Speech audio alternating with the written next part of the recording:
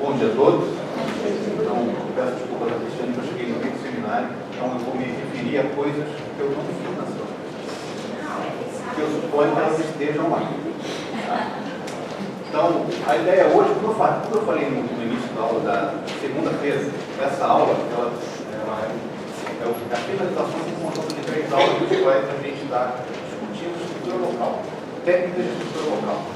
Então, na aula passada, eu discuti o que era estrutura local, né? Eu acho que já está bem claro para todo mundo o que é estrutura local, qual a importância dela, e nós falamos sobre exatos. Então, nós vimos o que é exato, né? Que é essa região aqui do espectro de absorção, que a gente tem uma certa oscilações, e a gente viu que essas oscilações estão relacionadas com a interferência do fotoelétron que é injetado com ele mesmo, né?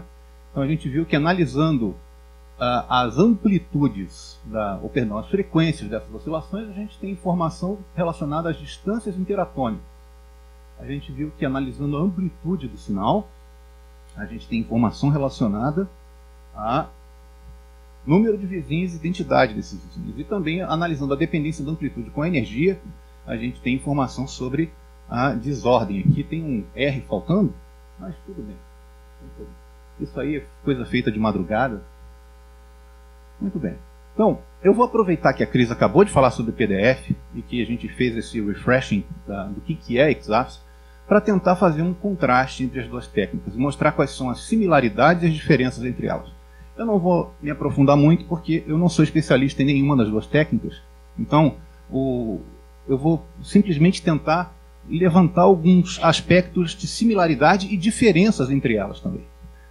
Sempre que vocês ouvem alguém falar de uma técnica, eu acho que vai ser a linha mestra desse seminário, a gente tem a impressão que a pessoa está fazendo uma propaganda da técnica, né? Ah, essa técnica faz isso, faz aquilo outro.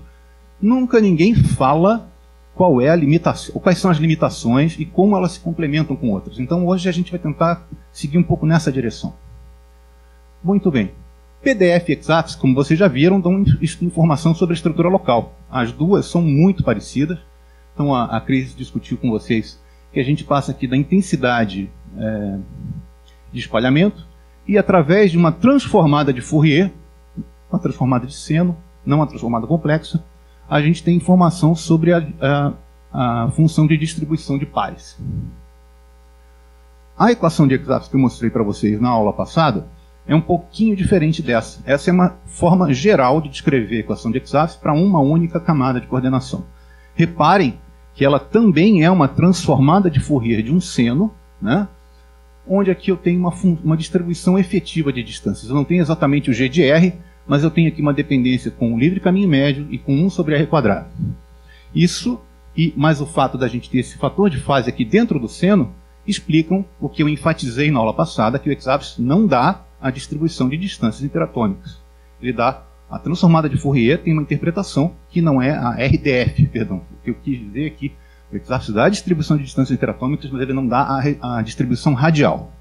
Ficou claro isso? Beleza. Bom, então, em princípio, eu poderia imaginar, já que eu tenho uma transformada de Fourier, que eu poderia recuperar a informação do ExAFS fazendo uma transformada inversa, que é exatamente essa operação que está aqui. No entanto, isso não é possível. Tá? Por quê?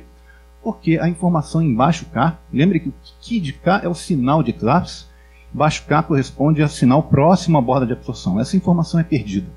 Ela é perdida por várias razões. Primeiro, por conta do princípio de exclusão de Pauli, né?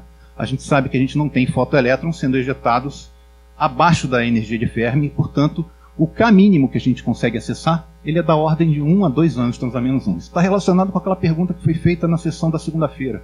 Onde termina o Shannon e onde começa o ExAFS? Então a região de Shannon e ExAFS estão misturadas, né? Então a gente não tem essa informação em baixo K. Existe um efeito do alargamento do nível, que para 10 keV é da ordem de 3 elétrons-volt. Isso implica que a gente já perderia informação por conta desse efeito. Isso aqui é o nível de caroço, que é alargado, né? Então a gente teria aqui um problema já em 1 angstrom na menos 1. E o outro problema é que o μ0, quer dizer, o background, o que não é o sinal oscilatório do coeficiente de absorção, ele também não é conhecido com muita precisão em baixas energias. Existe todo um procedimento matemático para se isolar o sinal de EXAFS da medida bruta, né? Então, isso faz com que a gente não conheça o MI0. Muito bem. Então, essas são as diferenças entre o EXAFS e o Shannon, EXAFS e PDF. PDF te permite medir diretamente o GDR, EXAFS não permite fazer isso porque existem limitações na técnica. Bom, existem algumas situações em que é possível sim fazer isso aqui, mas você tem que usar técnicas de análise de dados que estão muito além do escopo da nossa discussão aqui.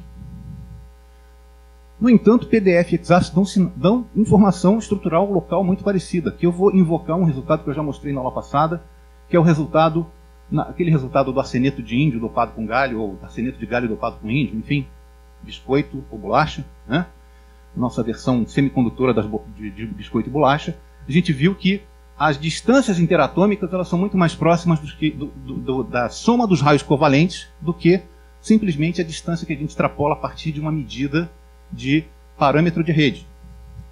Com o PDF é possível fazer exatamente a mesma coisa. Isso aqui é um exemplo de livro-texto, né? Foi tirado aqui no artigo do Petkov, no qual se mede exatamente a mesma coisa, os resultados são perfeitamente compatíveis. Então, as duas técnicas, se analisadas adequadamente, os resultados levam às mesmas conclusões. Bom, uma outra comparação aqui interessante é a gente pensar quando é que eu vou escolher fazer PDF e quando eu vou escolher fazer EXAFS. Aqui eu não estou tentando fazer uma disputa entre as duas, simplesmente analisando cruelmente e friamente quais são as limitações das duas. As duas dão estrutura local, isso já foi entendido, né? EXAFS tem seletividade química, porque a gente consegue fazer uma análise em torno da borda de absorção. A gente faz análise em torno da borda de absorção de algum elemento presente na amostra.